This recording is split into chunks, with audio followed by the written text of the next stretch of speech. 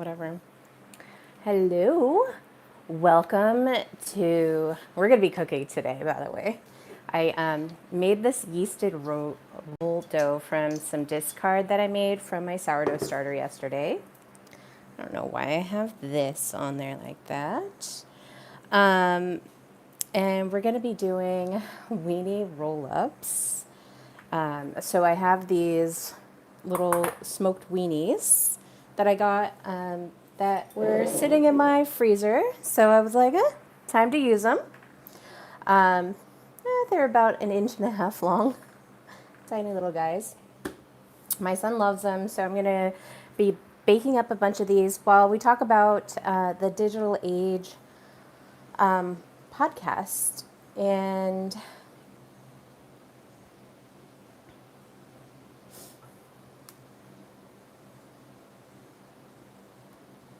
I guess I should introduce myself. So my name is Amelie, and I host the Celestic Intelligence podcast. This is a side investigation on the digital age, and we're going to be talking about test tube babies, IVF,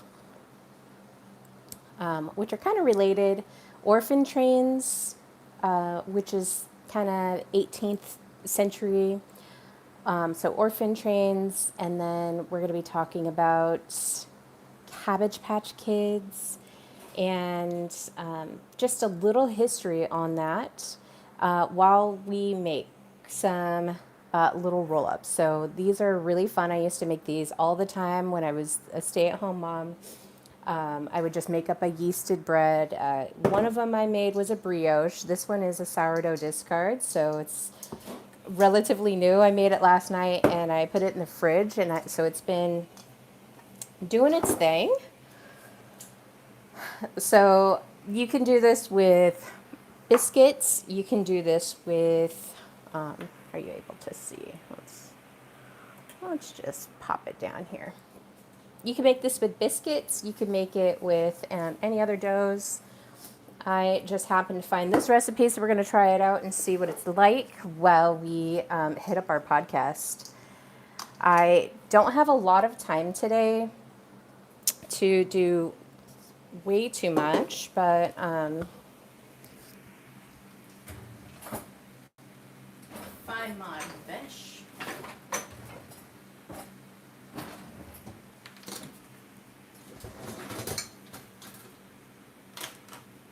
Here it is. It was hiding. My bench cutter. So usually what I like to do, this is a pretty thick feeling dough, but first what I like to do is just kind of cover it a little bit with some flour. We'll just set that to the side. And then I like to cut it into fourths first, and I just eyeball it. I don't do anything super fancy. But these are really tiny little smoky sausages, smoked weenies, or whatever you want to call them. I think I already tossed out the thing that they came in.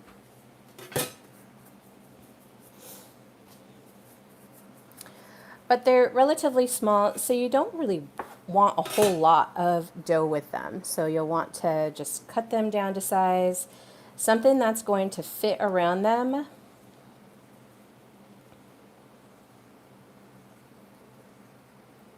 And so some of these I will do, we've got the Sweet Baby Rays. I don't know if you guys like that or have ever tried it. I'll just put a little dab on there. So it'll be a nice, but I'll do some of these with cheese and jalapenos.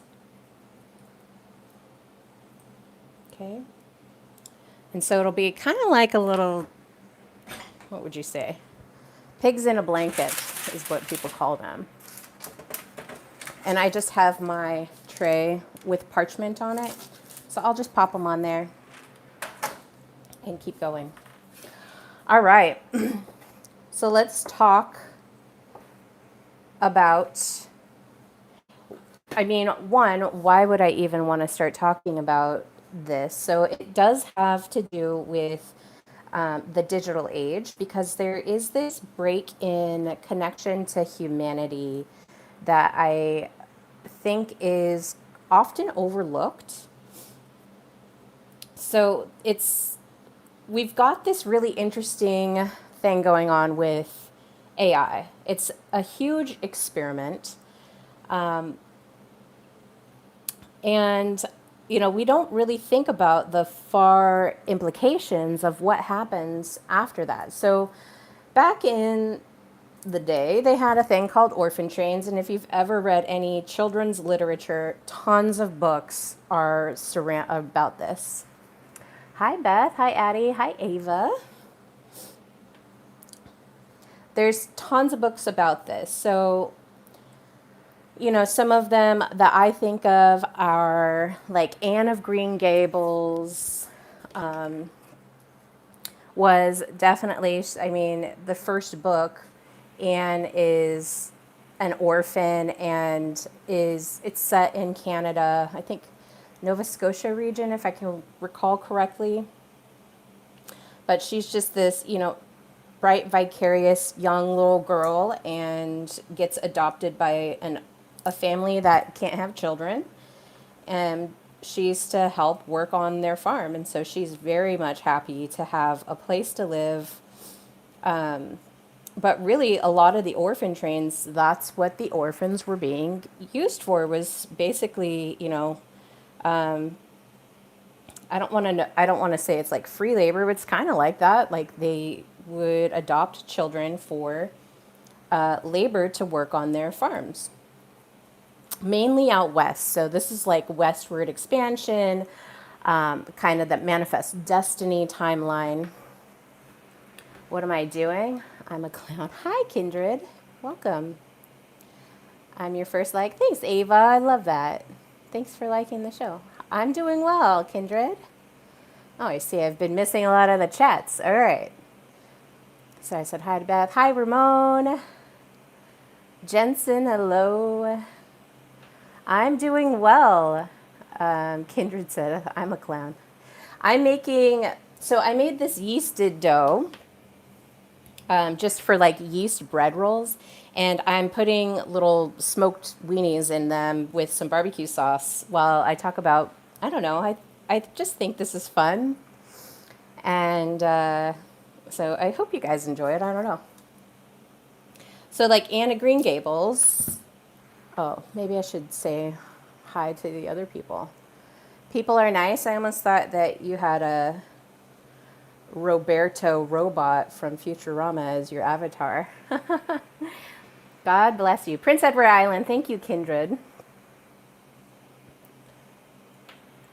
Should I donate $100? If you'd like, I have a Buy Me a Coffee on my channel description thing.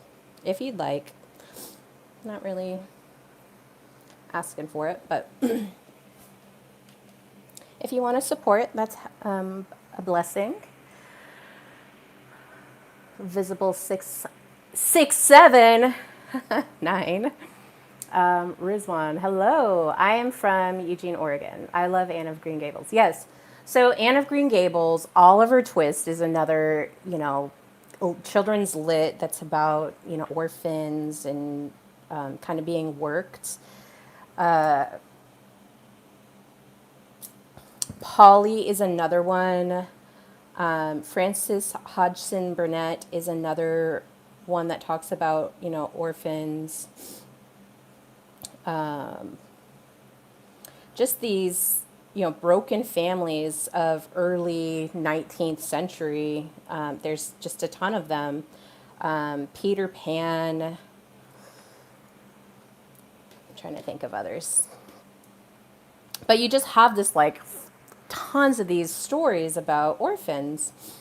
And you hear about the orphan trains, but it's like, where did these children come from, Some of what was being talked about was that, oh yeah, they came from, because there was war happening in these countries or whatever. And some of this was like pre-Civil War. So I was like, well, that's interesting. So I kind of got down to it.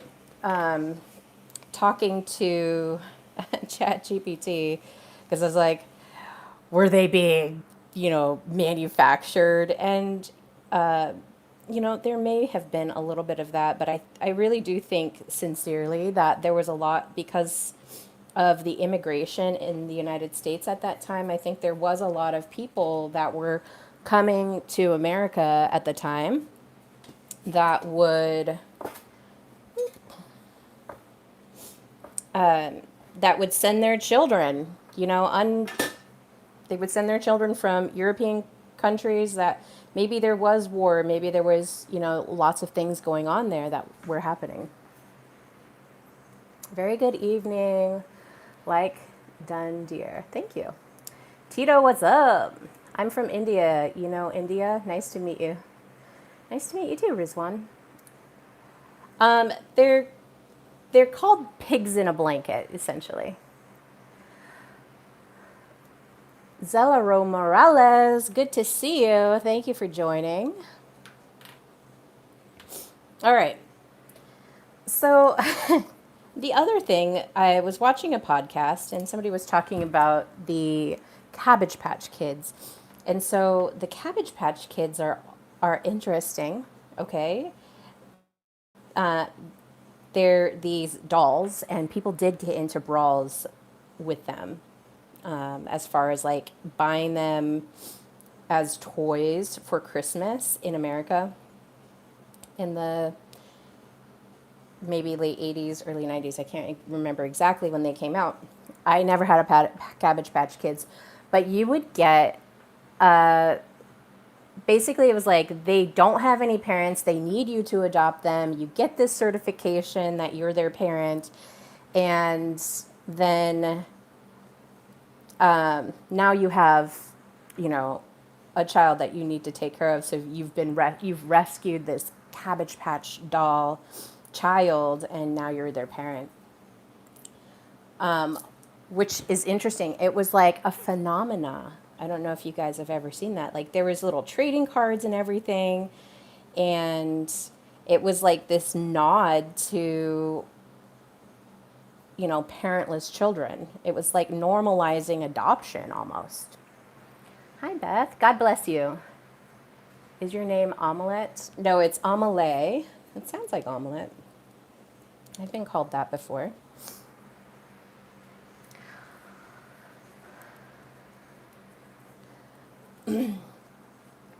So the Cabbage Patch Kids are like kind of related in this thread to this discussion that, you know, I'm kind of uncovering of, you know, what is going on with this. Now, IVF is another interesting thing here in America. So I don't know if you guys are of the generation, but there was a huge discussion in the 90s, like 96, when I was in high school, middle school, high school, about cloning, okay? And they had cloned, there had been a clone of a sheep.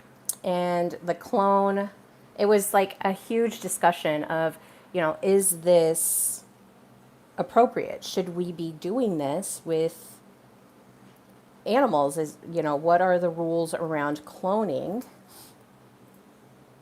Up until now, where you can almost have designer babies. It's almost, you know, if you go and get a genetic test to see like if your child has any sort of impediments that would, you know, make it seem like, okay, it's going to have a hard life, like Down syndrome or, you know, any other kind of these spectrum diseases, or I don't know if disease is the right, abnormalities, that you can basically eliminate that baby and try again. And then even still, I saw an ad, or not an ad, an article in our local newspaper, or our state newspaper, I should say, about how they are able to use skin cells in and use that if you don't have viable eggs to generate a baby. So we've got this interesting thing going on here with that's directed to children, and it's very interesting. Singer Rajesh, hello and welcome. Dolly the sheep, thank you. Yes, Dolly. I was like, I can't remember the name. Not Dolly Parton. So you have this really interesting thing going on because IVF, in and of itself, the way that it was made was very much illegal. Like the way that they came about it, I think it was in the 70s is when they finally got it figured out. Like that was the first time that they were able to do that. And they were able to, I can't remember the name of the lady, but she was the first IVF baby, and that was, pretty big. And she lived a fairly normal life, all things considered. Like even being in the spotlight, she was able to lead a fairly normal life. I'm just gonna pop these babies over here.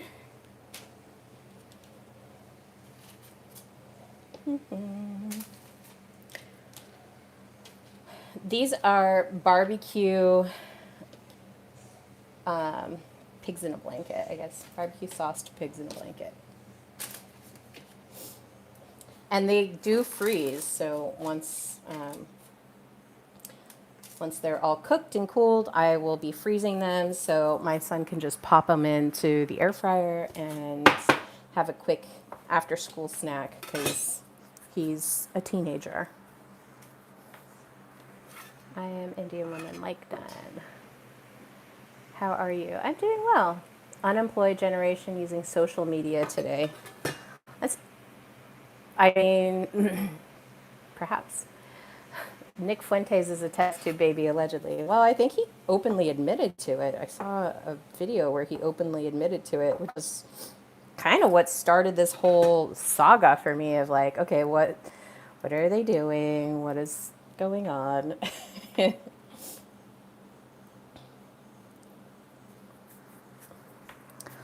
See, okay, sounds okay.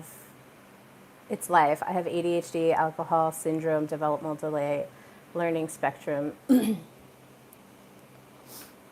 Yeah, but you're still like doing well, I don't think that means that you should be like, I don't know. I value life too much, and maybe it's from my native roots. Like, I could never, with both of my children, I had nurses ask me, do you want to keep the baby or not? And that was 2004 and 2011 when I was being asked those questions. Which is kind of crazy. That was like the first question. It wasn't like, are you keeping it? It was like, do you want to abort your baby? So that's somewhat interesting of a question, like the first thing that you ask. All right, well, let's get into it. So, a big part of why I do the Celestic Intelligence podcast is because, first and foremost, I think that the human body is amazing. First and foremost, like, I shouldn't have to preface, my why I do this, but I think that our technology that we have available to us with our bodies is one of the most intelligently designed things. So there's like so many possibilities of where our human technology can go that we don't necessarily understand in the moment because it's not revealed. And so with that, there's things like synchronicity that is, explainable on a quantum level. And so those kind of things I am super interested in. And that is why I even started podcasting And, the other thing is having the social, emotional, spiritual intelligence that you're connecting to as well. Now, the family is it's one of the most important things of keeping things together. So if you think about, I often teach on this. So the nervous system that we have individually is entrained to others' nervous systems. So the same thing goes, like if you're thinking of a family unit, that family unit has a certain nervous system, you know, is it connected? Is it disconnected? Is it functional? Is it dysfunctional? Like, where is it at? So that family unit is important. So this goes far beyond. This is not just for families. It's not just for individuals. Like, as a nation, as a whole world, like, we are all connected. And it's, I think, a big part of that is this nervous system connection, because that's how we connect and train. Now, one of the things that I discovered not too long ago in my investigations is that technology right now, AI technology, is expanding and creating its own synthetic nervous system. Okay? Which is pretty wild and crazy if you think about that, because what does that mean? That means that it can connect to us. And the only reason that I discovered that was because I was doing this deep dive on brain computer interfacing. How can they upload consciousness into technology, particularly if somebody doesn't want to do that? Like, is there consent to this, or is it something that can just be overridden? So there is consent to it, which is great, because that means that if you want to say no to it, you can, because that's part of consent, is being able to say, yes, I agree to this. Now, is there going to be pressure to adhere to it? Yes, there is, because if you watched my episode on transhumanism, you'll know that, people like Elon Musk are saying things like, if you don't accept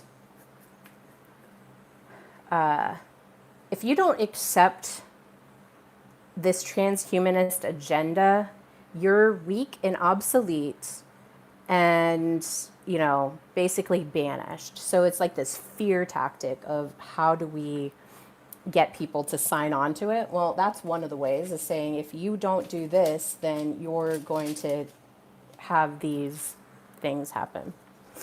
All right, let's catch these discussions.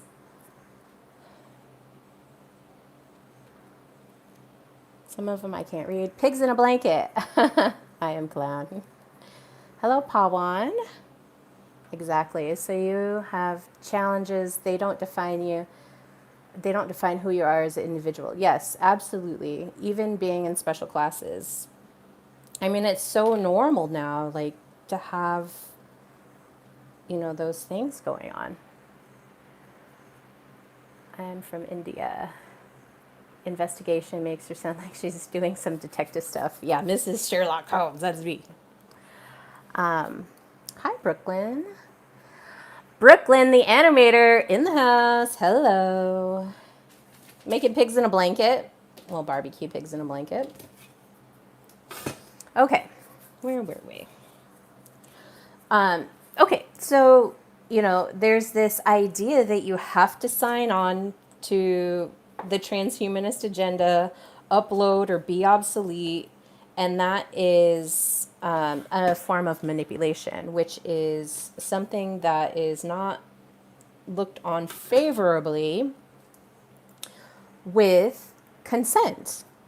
So the law of consent is a universal law. It's not something that government gives to you. In fact, all of our rights are not, they're protected by the government, but they're not given by the government in America, okay? So the Constitution in America is saying we're protecting these rights, but they're God-given rights. These are universal rights that you're given, and you get to decide on where you give out your agency, where you give over your sovereignty, where you give over that decision making, like what you're consenting to essentially. Mike in the house. Thank you. What are you making? I'm making pigs in a blanket with a little bit of sweet Baby Ray's hot sauce. I made this is from my discard, sourdough discard. I just thought it would be fun to do something. Well, one, I have to do these because I couldn't let it rise any longer. Otherwise, whatever. But making little pigs in a blanket. So this is a yeasted dough roll. So you do have to put some regular yeast in it. I like this brand because it's non-GMO certified.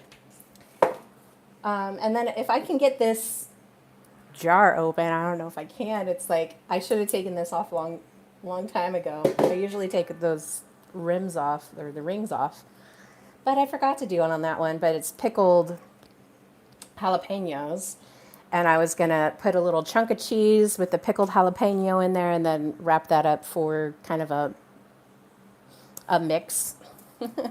But I'm going to freeze these, and my son is going to be able to just pop them into the air fryer after school for a little after school snack. So that's why I'm doing this.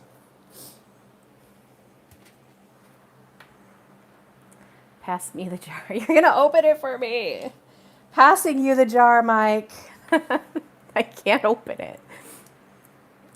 I will have one pig in a blanket. Come on over. Let's have a party. I'm going to be practicing doing I have some pretzel recipes too that I want to do, some little pretzel bites with a nice cheese dip. And then I can't remember who asked, but to do some pizza flour recipes.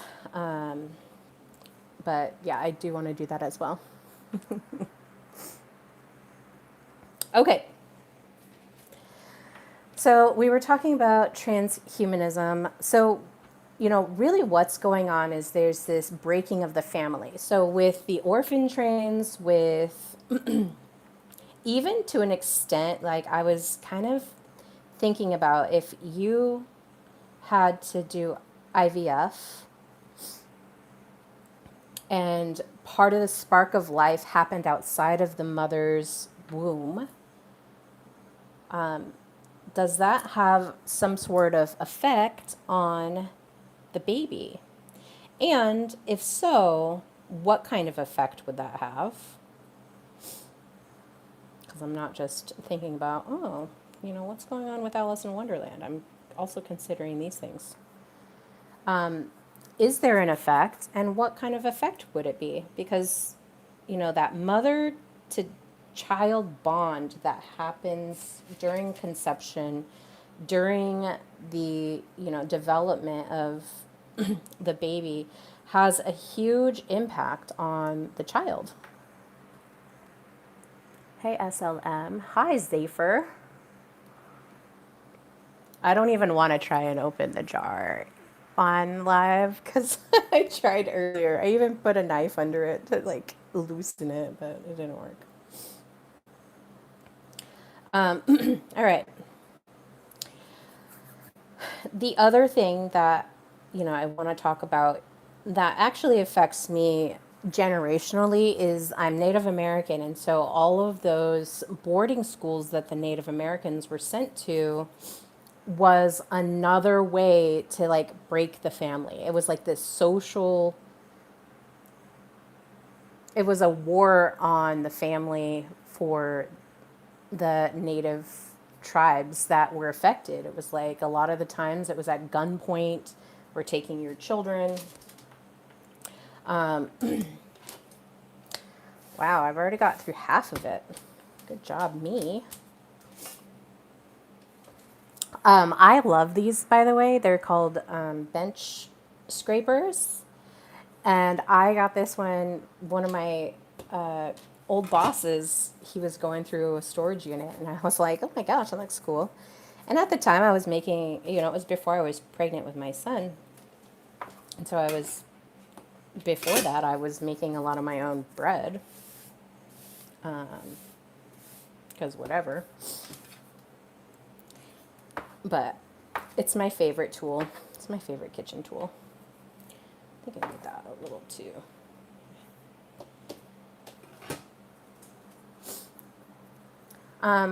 So you have this disruption of the family unit, the nuclear unit. It's really the real nuclear war, I believe, is the war on the family.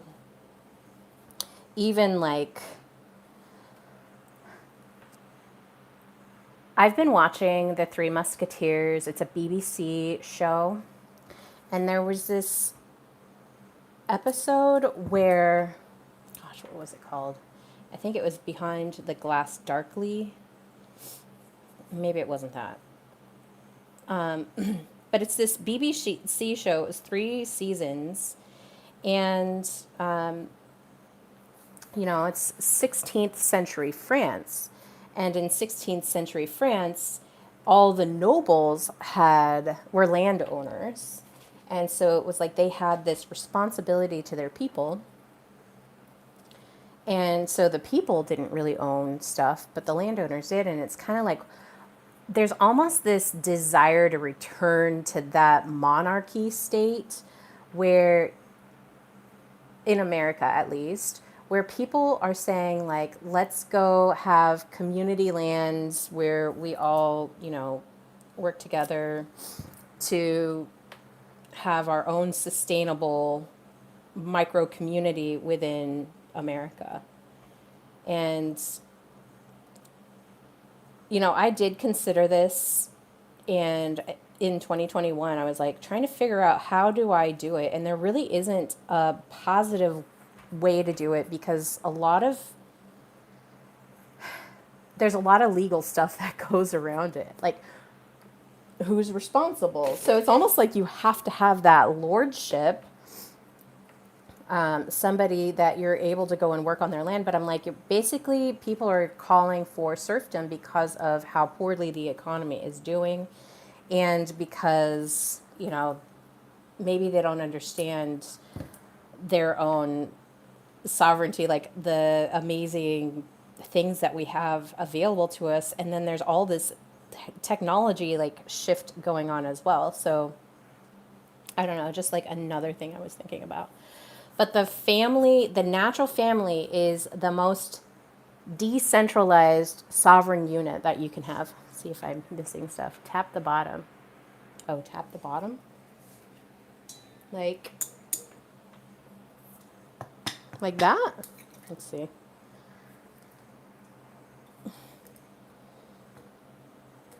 Oh, no. I can't. I can't even. I'm such a girl. Oh my gosh. I think I might put it in some water. Maybe if I, submerge it in water, that'll help it.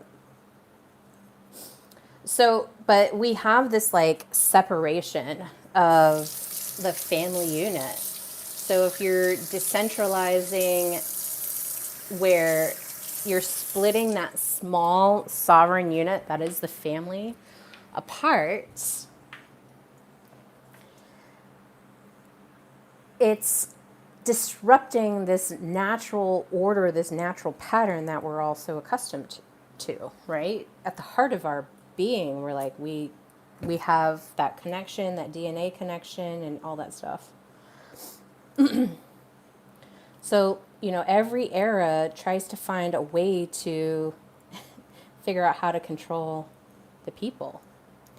Serfdom is normal, but children being removed from their natural states, like even with immigration, like removing your family from where you've been for generations, it causes like this weird disruption to your system. And so that happened with, the boarding schools. It was a disruption of the culture that was, whatever the natives were doing. So, I happen to be fairly nomadic, but then I also have Cherokee roots, which is, they were gardening, and there's a lot of seeds that were saved for them as well.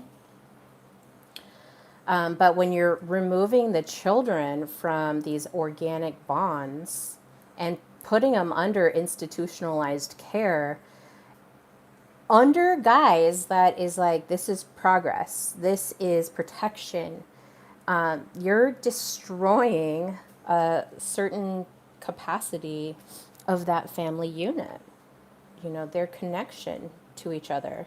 It's disrupted. So how do I know that? Now I can go to my reservation and I can make my own observations and see like how well it was handled. So, with most reservations, there's so much like corruption of the tribal management. The people don't feel well represented. And then there's also this like, they're so normalized to this social integration of the US government into their, affairs. So they're like,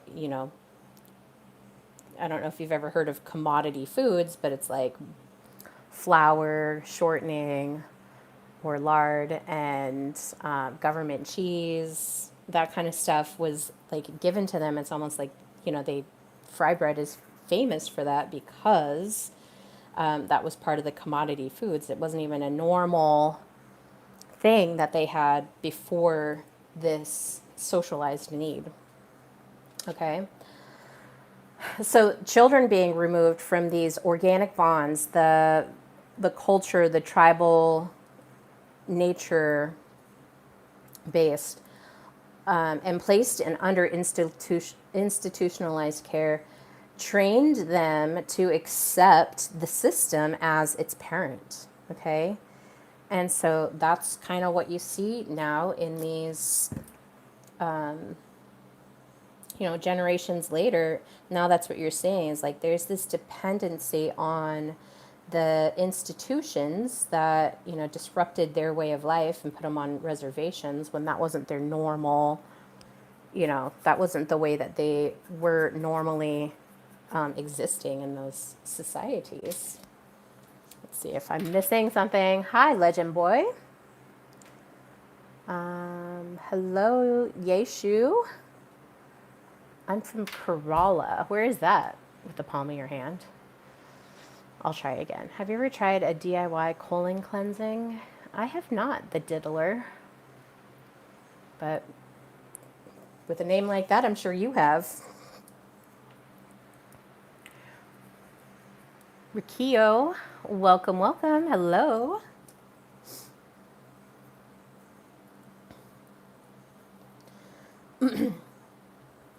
So in the native thing, the saying was, kill the Indian, save the man. They just like looked at the Indians as non-human. That they were not the same as the man. And this was a popular known concept back then. And that's how they justified doing that stuff. Are you laughing at the colon cleanse, dude? I mean, with all that baby oil you had. I don't know if baby oil is a colon cleanse. I think that could be constituted as a colon cleanse.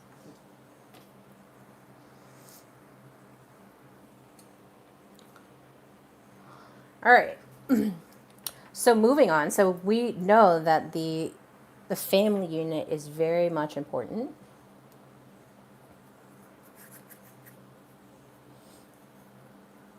But the Cabbage Patch Kids, let's talk about it again. So in the 80s, these Cabbage Patch Kids became this huge craze, and it was training the 80s kids to be mass adopters. So, like, teaching them adoption and almost normalizing adoption, which is interesting. It was like kind of this programming to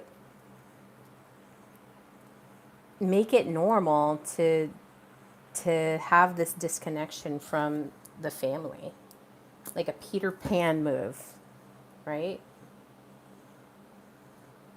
Or even in Pinocchio, like this Pleasure Island type scenario where, like, you go there and you just kind of do whatever you want. There's no connection to the family. And so you've got to watch out for those kind of, life things that happen in real life. So with the Cabbage Patch dolls, they, like I said earlier, the dolls came with their papers. They had a name. And they were like so excited about being chosen, and, that compassion for children, obviously, like if they're thinking that that's somewhat real, it's like those memories sit with you for your life until you address them. So one of the time, was it last year? Yeah. 2025, 2025. So in 2024, I had a situation pop up, and this is just demonstrating how these early memories, I don't think I'm going to make it to cheddar. I guess they're all going to be barbecue. But the early life definitely like sits in your system for a long period of time. It's recommended twice a week. Oh my goodness. Oh geez. Send instructions, diddler. First, you'll need to get a hose pipe and some lube. Is that why you had all that baby oil? All right, I'm gonna pop this in the oven.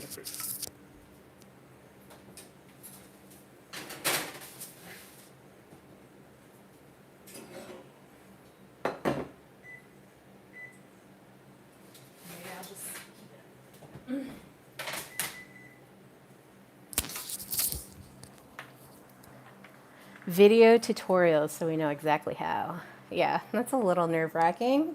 Put you on the spot there, buddy.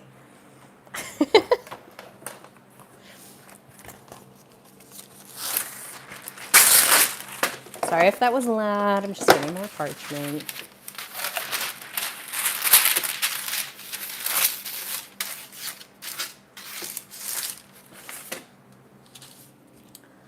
We're doing some more rounds here. Not too many.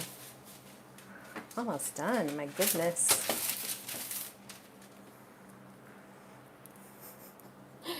Okay, so it normalized this adoption market, kind of like the orphan trains were normalized for people to, collect children. And, from some of the people that I've talked to that have, been adopted, and then even in my own family line, like having the boarding school situation, I can sense on how disruptive it is to the system. So I was talking about last year, and this is why like the Cabbage Patch doll business is kind of interesting, is last year I had this experience where I had this full feeling of envy. And I was like, ew, that's really gross. Why would I don't want that person's life. Like, why would I feel that way? And so I, did a lot of introspective, like, where is this coming from? Why am I feeling this emotion? And it came from, when I was 5 and 6 years old, and my mom's boyfriend at the time, they later got married, so he was my stepdad, but he had two daughters that were roughly the same age as me.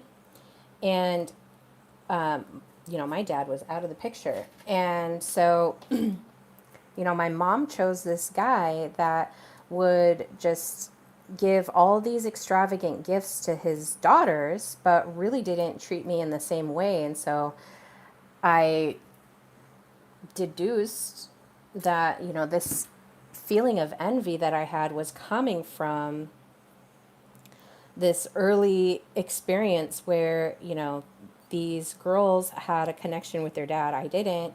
And he never even showed me any ounce of that same thing. So I had this feeling of envy and jealousy that was popping up when, I'm 40 years old. So I had to come to terms with that. And I was like, oh, okay, I'm not like, I don't feel that way. I definitely don't want this person's life. And so I say this and I repeat it because I want to demonstrate like how these feelings, like even getting the doll and having this consumerized compassion where you can buy a baby, was being normalized in the 80s. And so that's how it is now. And it's getting to be where those people who were buying those Cabbage Patch Kids are now, considering having designer babies, meaning that they get to choose all of the, bits and pieces of their children that they have.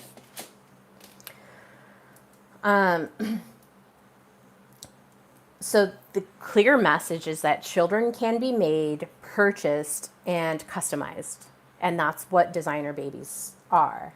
So this Cabbage Patch doll craze that happened in the 80s is now becoming realized in the, 2020s.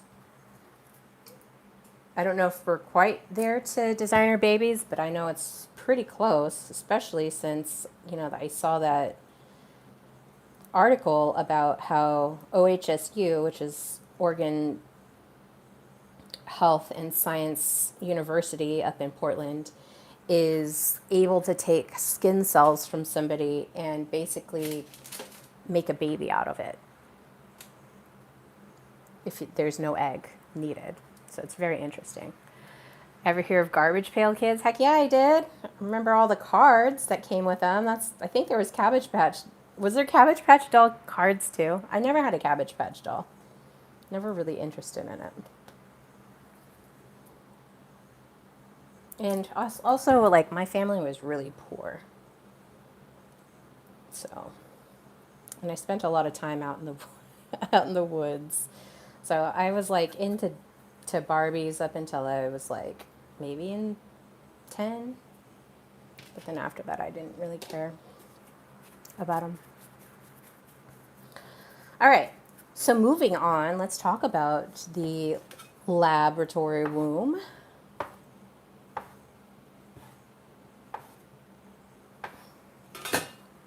Okay.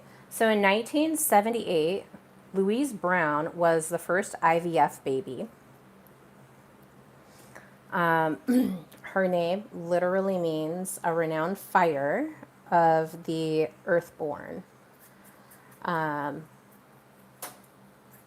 So the IVF represented this scientific miracle and like a strong spiritual shift. So this is 1978, and a lot of technology was being developed at that time. So, this is the first time where conception is coming without intimacy, all right? Without that natural maternal field being the space where the baby is, born and created.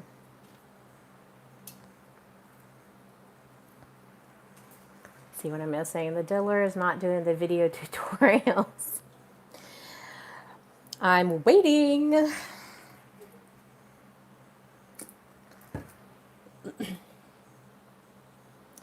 low-key kind of excited for these. I want to see how they turn out. This is a recipe that I just kind of found online, testing it out. I can't sell them in my cottage kitchen, but definitely the child will love them. All right, so in the 1970s, there's all kinds of stuff that's going on. Because if you've watched any of my digital age episodes or investigations, you'll know that I talked about how the internet was being, it was being developed, and video game consoles were just being, able to be in the personal home instead of just the the arcades, which the arcades are fun. I like arcades.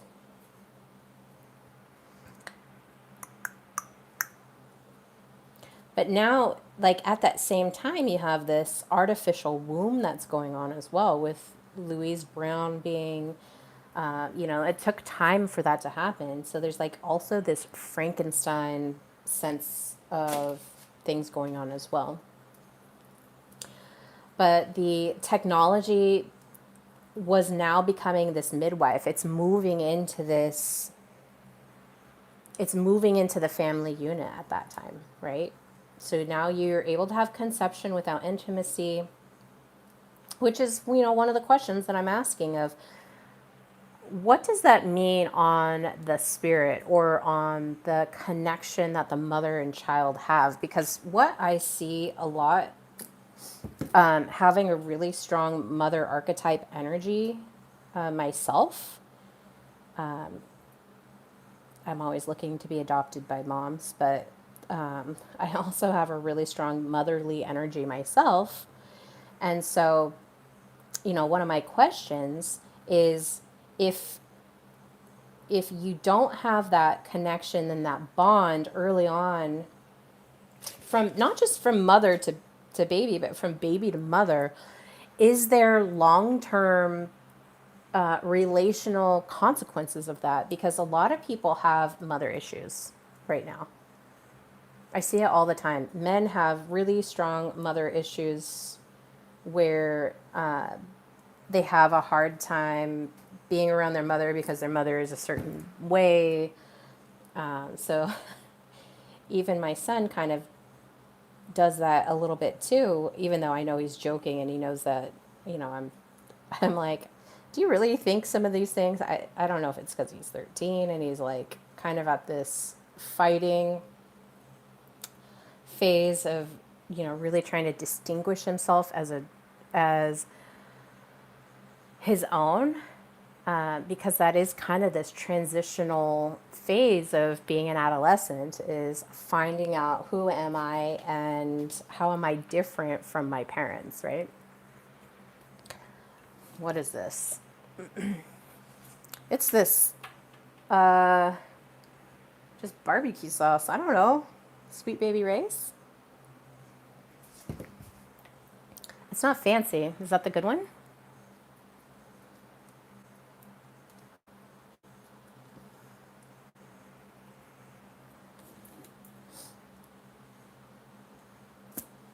But even still, like when I saw Fuentes, talking about being a test tube baby and his,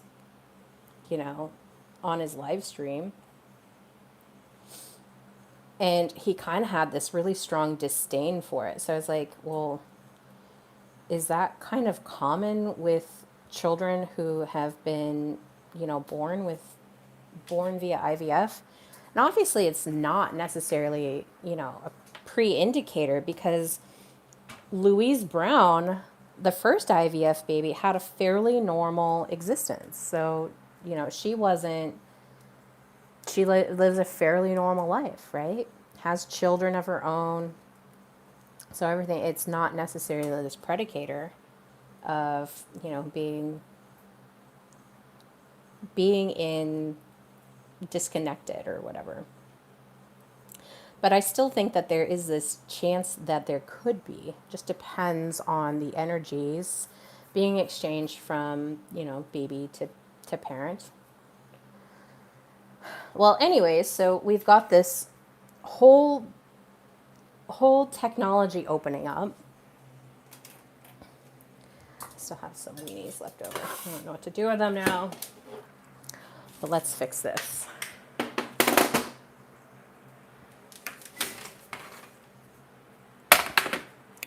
We're cooking.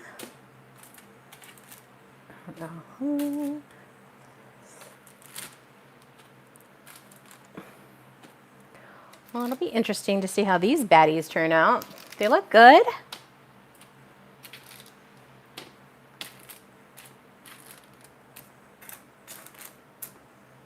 I love doing this stuff, by the way. It's one of my favorite things. I think I miss my calling. Actually, I don't know if I'd want to be like cooking for like in a restaurant. I don't think I ever really wanted that. I think these guys need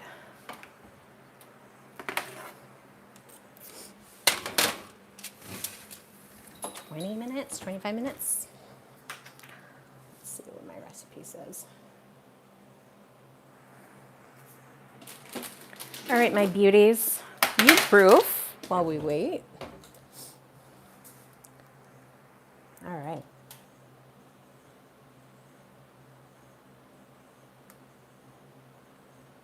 It says to egg wash them and then bake. You might want to.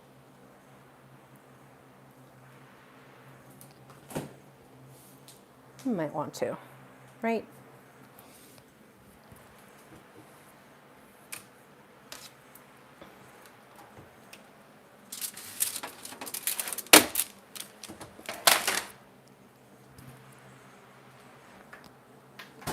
Let's do that first. We'll egg wash.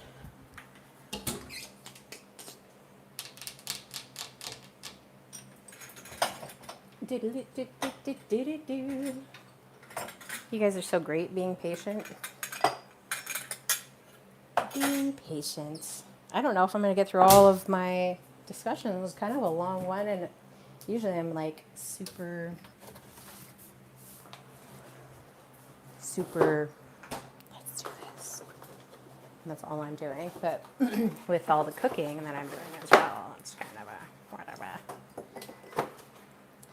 Okay, so to make an egg wash, you want to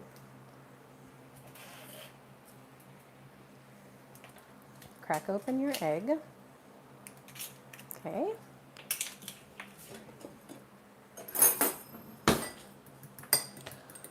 And I just break the yolk and scramble it up a little bit.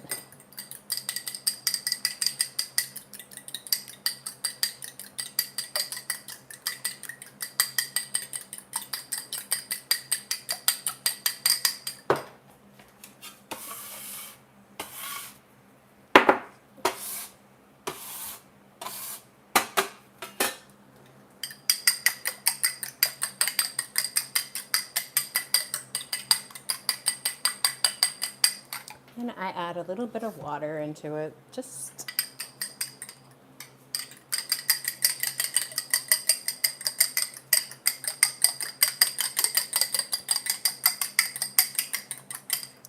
so it looks nice. I know, can you hear it? Okay. And I don't have a brush, so I'm just going to be doing this.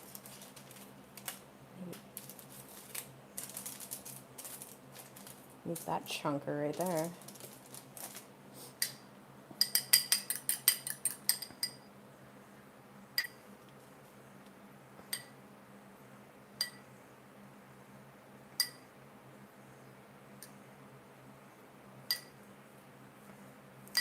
And if these were all just plain, I would throw a little bit of everything but the bagel seasoning on top, or some toasted or non-toasted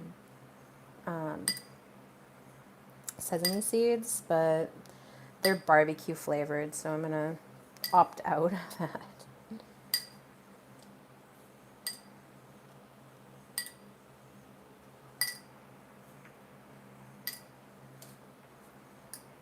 And I don't have a pastry brush at the moment. So that's why we're doing this way.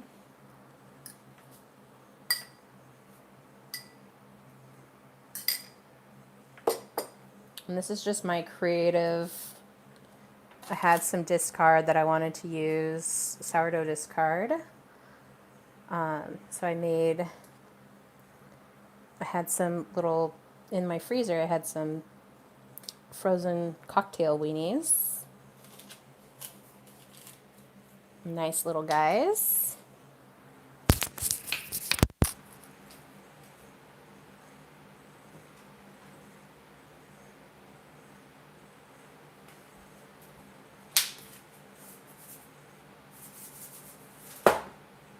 And just sprinkle a little bit of salt on it.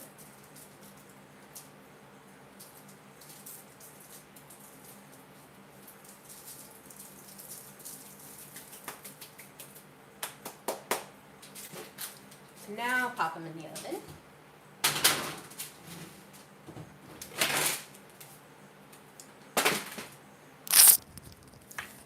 And then while we're waiting on that, we'll just do these guys while we're at it. Hi, Nabel. I'm good, thank you. My children are doing good. I'm doing well. We're just making some pigs in a blanket, barbecue style.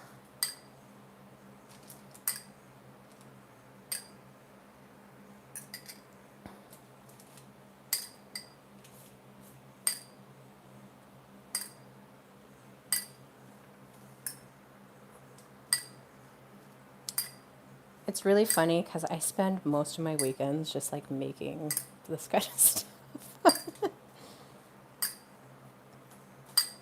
Last weekend I was trying to figure out, so Jim and Dean makes these really great pancake on a stick with like breakfast sausages, which I love. My son loves them too.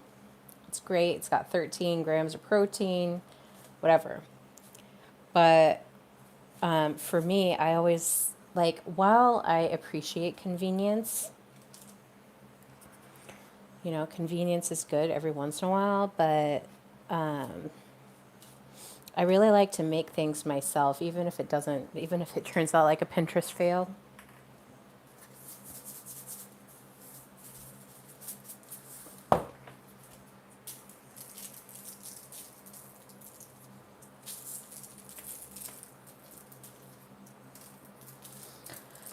Now, the critique my son gave me on the pretzels I made last week was that they were too sweet.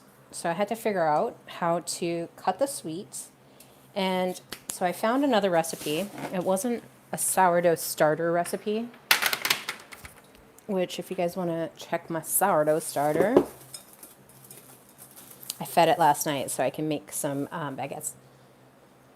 Yeah, it smells really good. So that's my starter. I wanted to make a big batch of it, but you can see like all of these bubbles are going to make a, that means that the yeast is very happy. And so I'm going to make, like, it's even puffing right now. It's kind of cool. This is living and breathing. And I was going to make some baguettes with it. So I had to feed it last night. That means that you have to discard some stuff. So I found this yeast recipe to discard, to use up the discard. So a discard means that when you're going to feed it, you have to take some out and then throw it away. And that's the discard. Unless you want to continue building and building.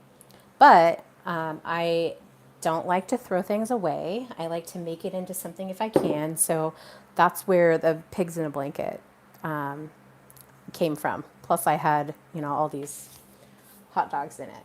So now, today, with my sourdough starter, I'm going to be making my own baguette bread. And I'm going to figure out what good recipes there are for baguettes, and then start making those, because it's going to be one of the features of my cottage kitchen. So what is a cottage kitchen? A cottage kitchen is where you get your food handler's card, and then you can bake. There's certain exemptions of things that you can sell out of your home from your kitchen. So that's why I was like, I like baking. My son's away most of the weekends, and it would be a great way to make extra money or at least just hone in on some of my bread making skills. So I'm going to be making sourdough baguettes and obviously trying to find a really good pretzel recipe and finding a good cheese recipe, which I think I did. I was doing a lot of research last night on it. But yeah, so that's kind of what we're doing today. That's what I'm doing. Thank you. I wish making decisions food for you. Oh, thank you. Well, everyone's invited for food. All right. Well, now that we have that going on, I'll show you what they look like. It's another puffin up. Sorry it's dirty in there. It's all splattered, and I tried cleaning it off, but I think I need to get a scraper for it. But these are the guys. Yeah, that smells good.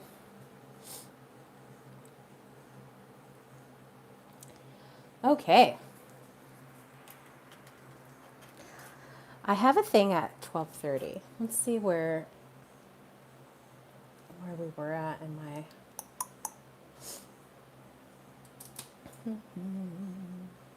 I didn't make it very far out. Hilarious. It's kind of frustrating because when I'm like cooking, maybe I should just have like cooking only instead of doing it at the same time. Zindaji, good to see you. I haven't seen you in a minute. I'm doing well. We are making some pigs in a blankets.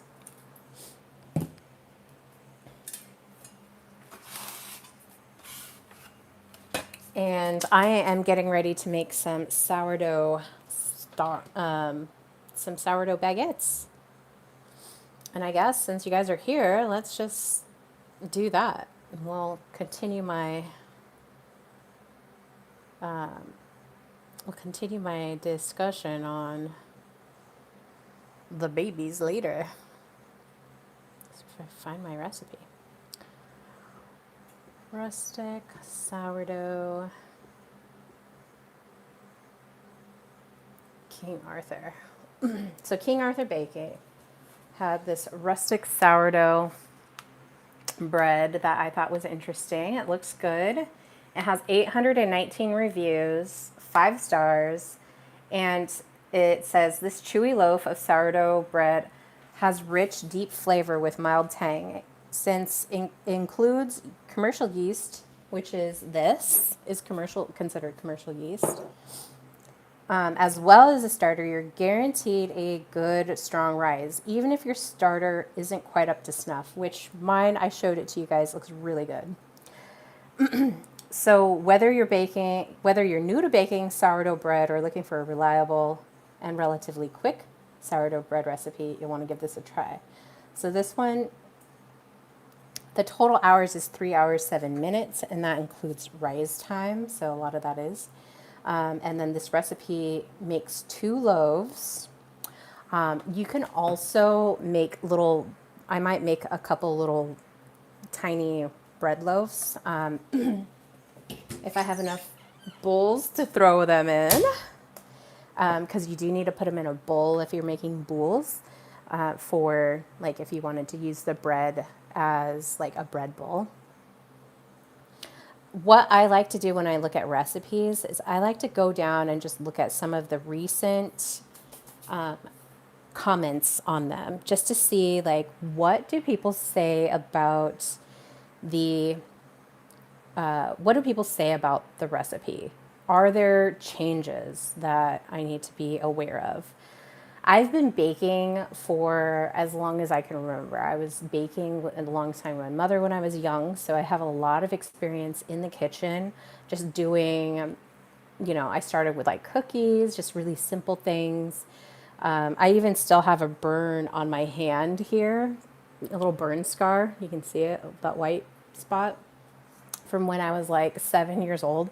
And I was putting cookies into the oven and I accidentally burnt myself. And obviously, you can see my scar there. It's interesting. Um, So I like to look through the recipes to see like, okay, what do people do in order to get different results from the recipe that's posted, and then use that recipe, those ideas in that recipe, because sometimes people will put the recipe up and they won't think about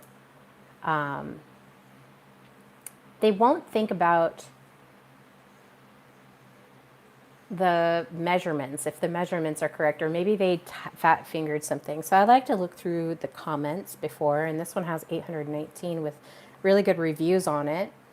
And I don't see anything jarring that comes up that says, oh yeah, this is, don't do it this way or whatever. So based on what I'm reading, I'm just going to go with whatever the recipe says. And I go into print mode when I do my recipes. And I'm probably going to just change this stream to something else, to say something else instead of what I had put it at. So we're going to need 5 cups of flour, 1.5 cups of lukewarm water, which is about 110 to 115 degrees. We're going to want 1 cup of sourdough starter and 2.5 teaspoons of table salt. I don't use table salt. I always use sea salt. I like these because they're inexpensive, and I usually have a few of these on hand at all times because I just use it so much for, making my pastas, salting the water with it. And it's just my good all-around universal table salt, so to speak. I don't ever really use Morton's anymore, unless it's Morton's pickling salt, which is very much different. So pickling and salt is important because if you're putting a brine into a jar, you want it to have clarity. And so having that pickling salt is very good. And then lastly, you'll want some more yeast. So this one uses commercial yeast.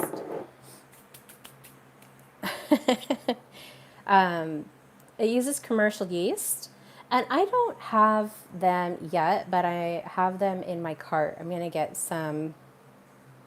They're really heavy duty linens, and that will help make my loaves. So today I might just make a couple loaves. I'm not going to do it on stream because it's going to be such a long time, but I will be making the dough here. So I'm just going to use my bowl here, and let me go grab my flour.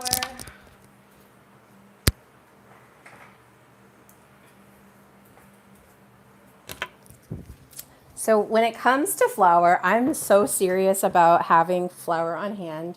I've had this, I think I bought them in like 2008. I love these food grade. I don't even know if I can get this brand anymore, but I love it because the lid comes off really easily. I keep all of my flour, my all-purpose flour, and sugar. I have another one for sugar. And I am definitely going to be getting more of these if I can find the right kinds. I really like it because I can see a little bit through here. You can see my flour line. But I absolutely love these. They're just perfect.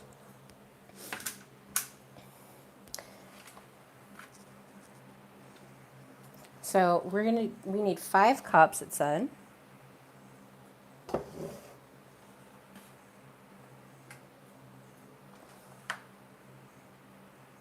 And usually when it's November is when I get all of my flour, because I like to get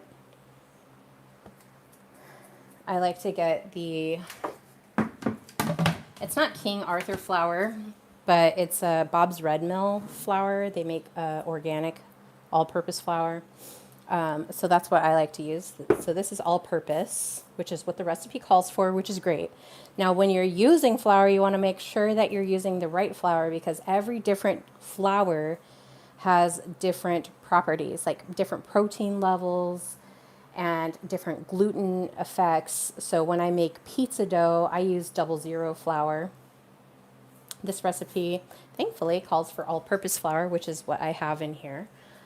So we're going to use that. And then let me find my, I have a million of these, but.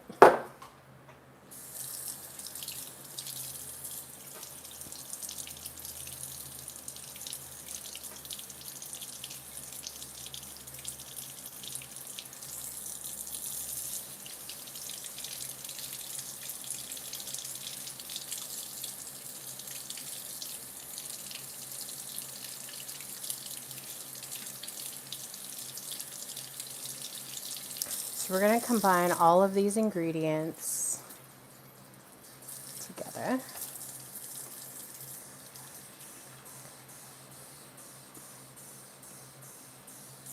And this might be a little too warm.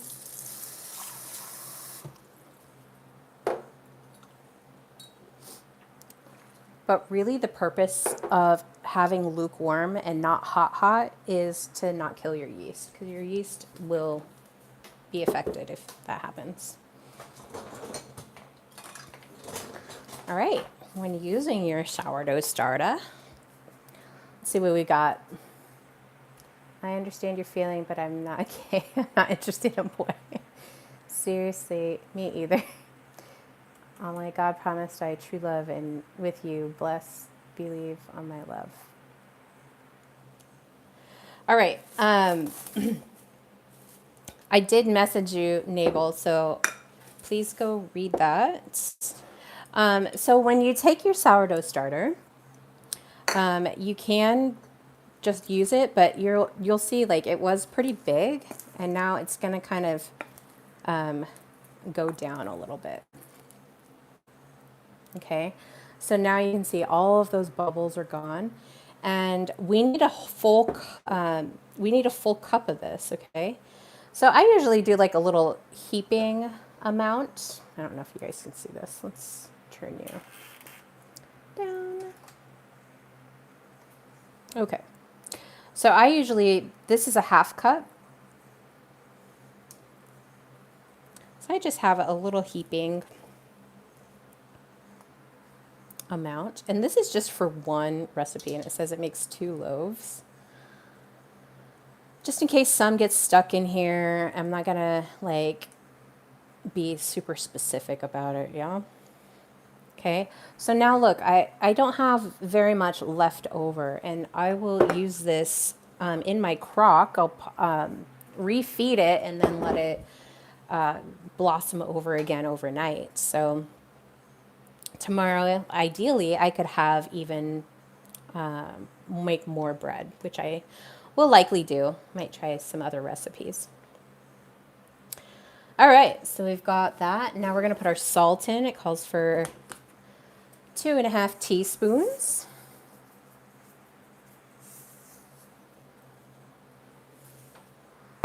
I don't remember what side you're supposed to throw it over.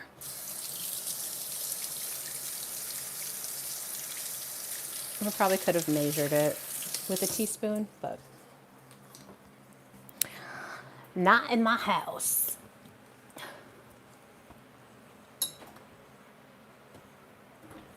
Okay.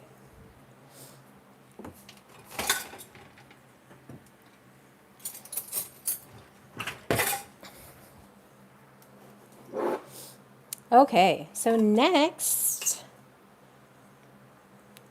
I'm just gonna measure out a couple teaspoons. I like them fluffy. So it asked for 2 teaspoons, and I'm putting close to 2 teaspoons in. Vivi, hi, good to see you.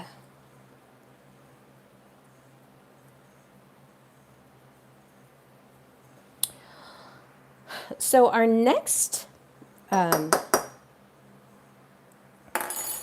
process is going to be mixing this.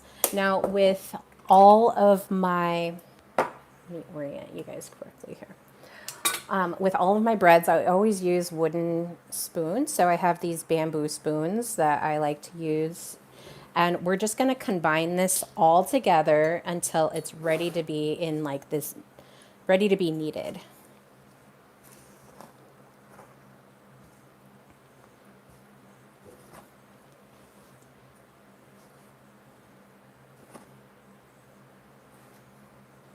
So we're just bringing it all together.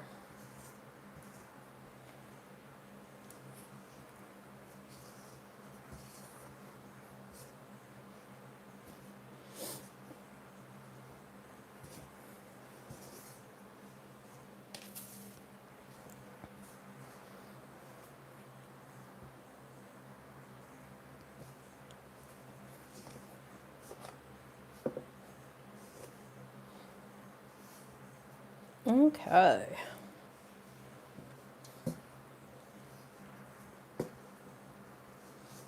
Maybe later tonight I'll have a fireside chat and we'll really just kind of get deep dive into my digital age.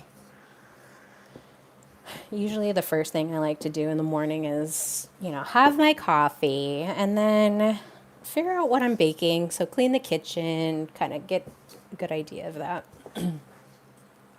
Okay, so now it's kind of like chunky together. Parts of it are starting to form. You can see how it's forming together, but maybe on the bottom it's like not as, it's like not forming as well. And it's, these chunky pieces. So what I do is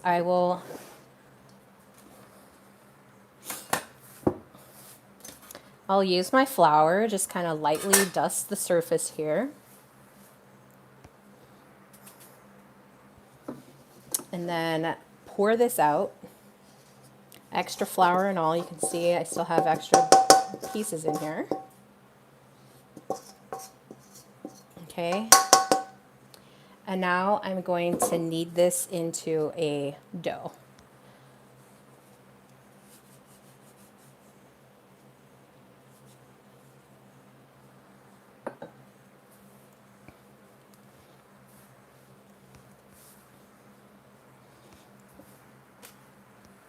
So it's really gritty right now because it's like it's not smooth. It's like kind of still chunky or whatever.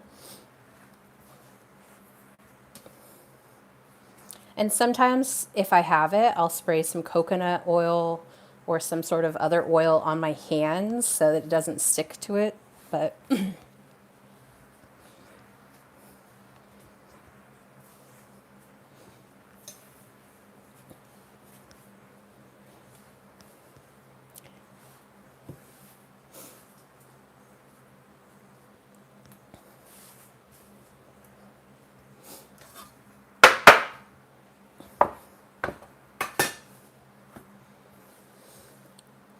and since we're making a couple loaves, so maybe on this one I'll make a couple bowls, but for this one we're just going to make it into a loaf. So we're just going to roll this guy all out together.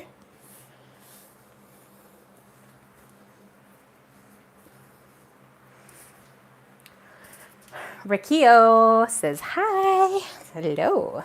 What are you guys doing on a Saturday anyways? Tell me all about it.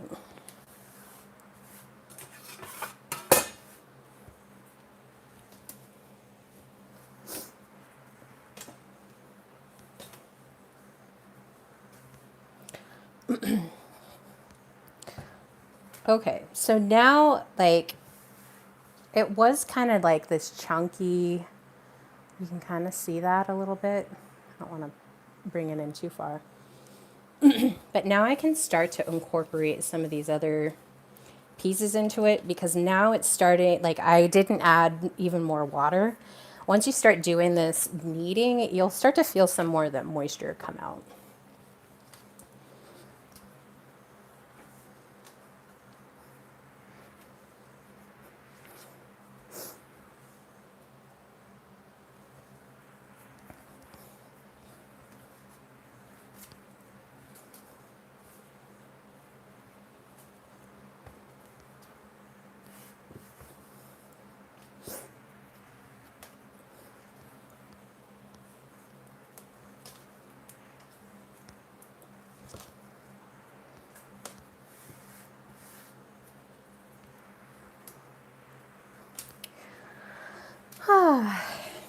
And this is kneading dough. I mean, it's not like much to it.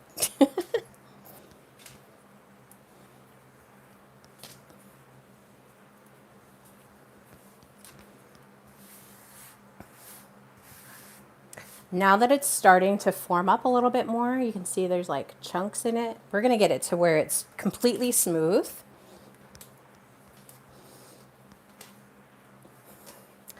Now this is where experience matters. So if you've never made bread before, it takes a little bit of time to kind of get used to working with it. Now, I had a bread maker that I would use the dough part of the process. So I just throw all of the ingredients into my bread maker. And then when the dough came out, I was able to just, get started on whatever I was making. Much like when I started today with the pigs in a blanket, which it looks like one is ready to come out. Oh yeah, one of the puppies are glistening. Mini Glizzies, you guys. What should I name them? Glizzy wraps? Mini Glizzy wraps? So now you can see it's starting to form a little bit more together. It's starting to become even more smooth. So when you're doing this, that's all you do is you wait until it's really nice and smooth and elastic. The proteins are starting to work together. The gluten is being activated, and that's very important.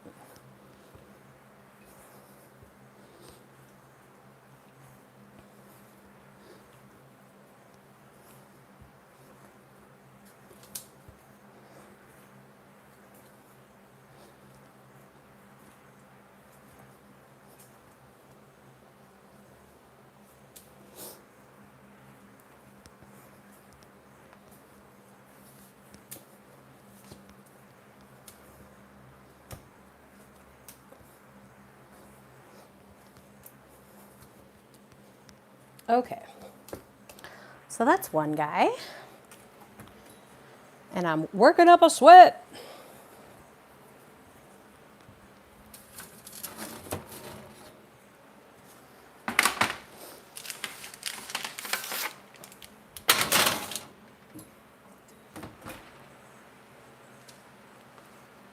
Okay, just want to show you guys these.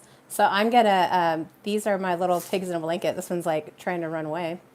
But I'm just going to let these cool. And then when so you could eat them now if you wanted to. But like I mentioned, they're for my son after school.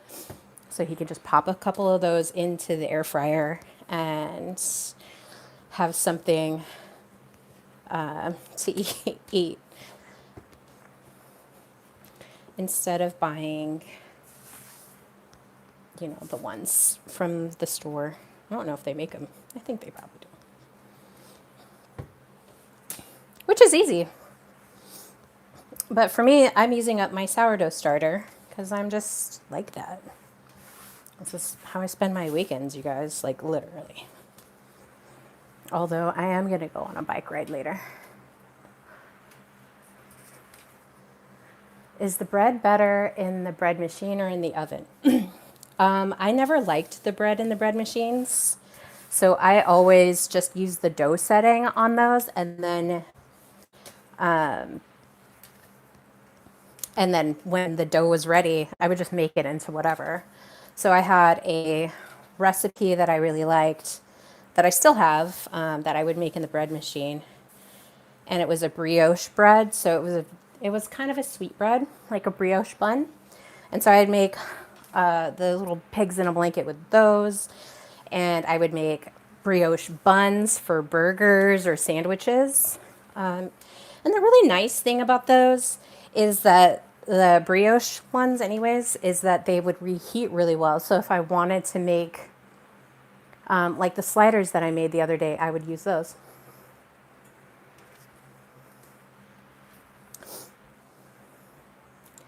Hi, notification.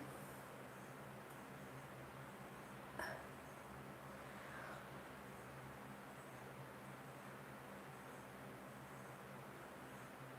don't know which one. All right, Mike, you're my moderator now. You can clean up my chat for me.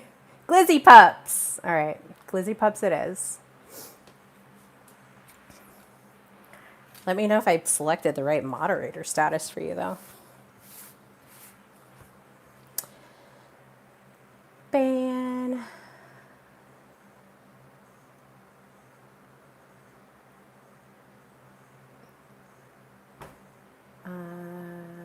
Remove. I don't know. Mike, are you able to like fix that? You got a wrench. You can't see notification. How do I? Maybe that. Did that work, you guys? Banned for life. He came on the other day and he was like, said whatever. Oh, perfect. There you go. That's gone. It's all good now. All right, let's finish rolling this guy out. All right, where was I? I was talking about, oh yeah, the brioche bread recipe. I would make that a lot. I would have my son help me. He was just like, you know, a little 2-year-old at the time. But I would have him help me make them. But you can make them into anything. You could even make them into hot dog buns if you wanted to. But for the most part, I just made them into like burger buns or sandwich buns. And the flavor is so good on those. That one has a little bit of egg in it, so it has like a sweet, eggy flavor.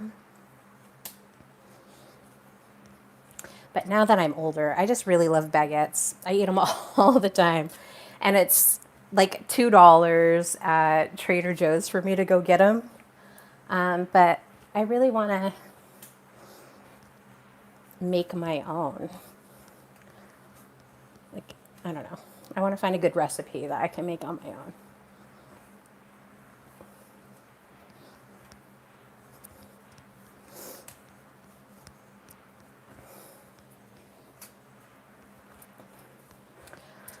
All right.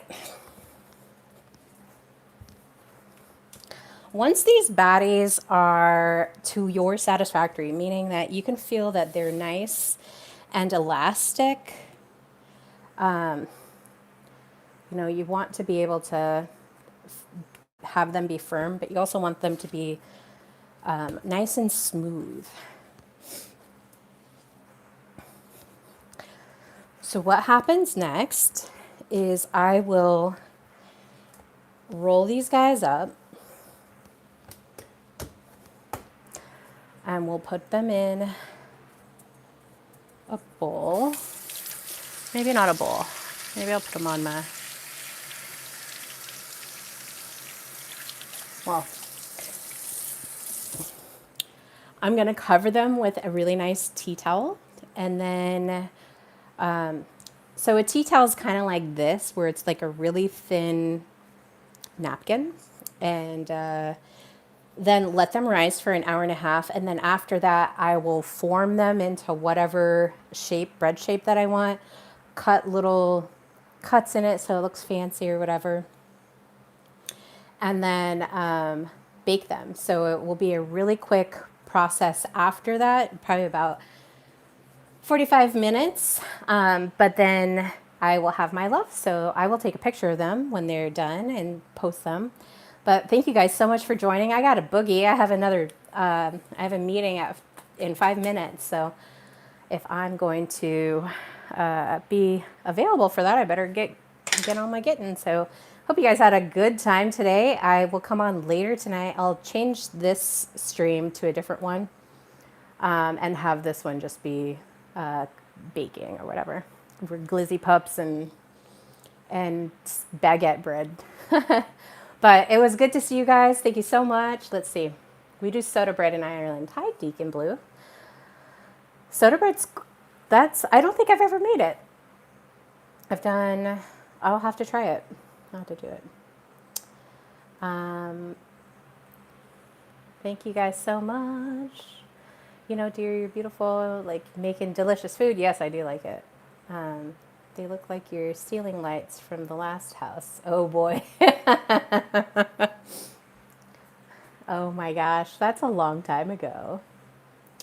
Bye guys. Thank you so much. Thanks for watching. I'll be on later. Gotta go. Bye.